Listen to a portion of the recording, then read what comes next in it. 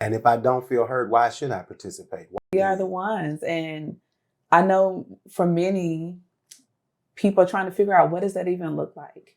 What does it look like to be a leader at this time? What does it look like to convene community? I'm currently about to do some town halls around the state because I think that that's important, right? How do we get just in the same room and just talk about what we feel, talk about what strategy looks like, right?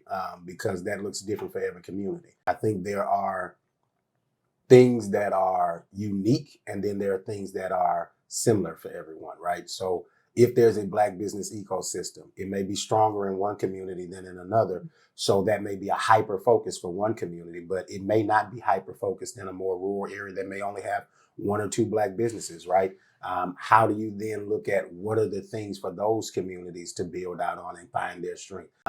What are we looking at towards the future in electoral politics? We know what didn't work.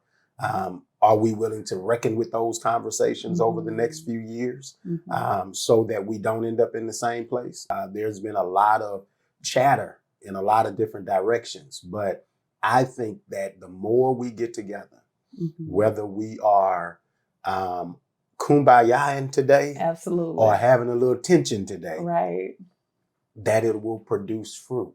You cannot get a harvest out of a soil you won't work.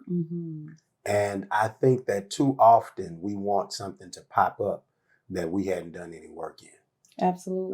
So for me, that is like the core in it, and listening, right? I think these conversations are about hearing, what do people want? What do they feel? Because I think sometimes it's not that people are not willing, they don't feel heard. And if I don't feel heard, why should I participate? Why should I gather? Why should I be included in something that doesn't make me feel included?